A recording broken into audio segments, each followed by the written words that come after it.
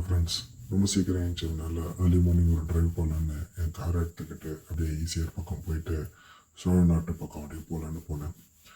அப்போது கடலூர் சிதம்பரம் இப்படின்னு அப்படியே ஒரு கிராஸ் பண்ணிட்டு போகும்போது தான் ரோடெல்லாம் செம்ம அழகாக இருந்தது.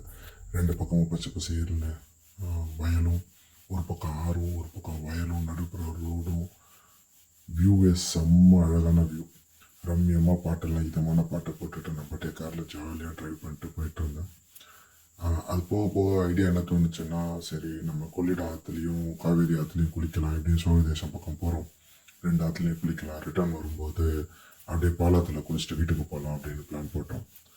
அதுக்கேற்ற மாதிரி ஃபஸ்ட்டு வயல்வெளி இதெல்லாம் பார்த்தேன். இதெல்லாம் பாலாக்குடின்ற கிராமத்துக்கு பக்கத்தில். அதுக்கப்புறம் போகிற வழியில் கொள்ளிட ஆறு பிரிட்ஜை பார்த்தேன்.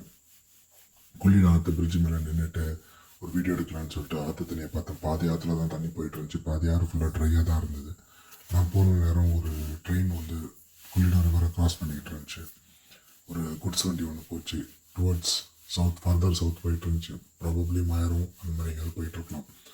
அப்புறம் காவேரி ஆற்று பக்கம் வந்தேன். ஆற்றை பார்த்தோன்னே ரொம்ப சந்தோஷமாயிருச்சு. ட்ரெஸ்ஸெல்லாம் கேட்டு வச்சுட்டு குளிக்க ஆரம்பிச்சாச்சு. ஆறு நல்லா ஆழமாக இருந்தது. ஸோ ரொம்ப தூரம் நான் தள்ளி போகல, ஓரளவுக்கு தான் போயிருந்தேன். பக்கத்தில் இருக்கிற மக்கள்லாம் இப்போ தான் ஆற்றுல தண்ணி ரொம்ப வந்துட்டுருக்கு, அங்கங்கே சுழி இருக்குது, பார்த்துப்போங்க அப்படின்னு சொன்னாங்க.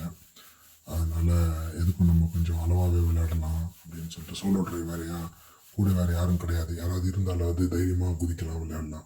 தனியாக இருந்ததுனால சேஃபாகவே பண்ணுவோம் அப்படின்ட்டுன்னு சேஃபாகவே இருந்தேன்.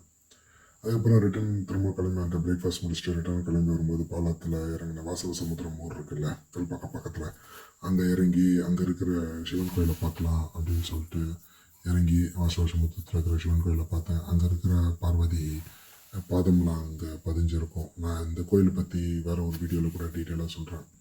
பாய் மக்களே, மீண்டும் இன்னொரு வீடியோவில் சந்திப்போம்.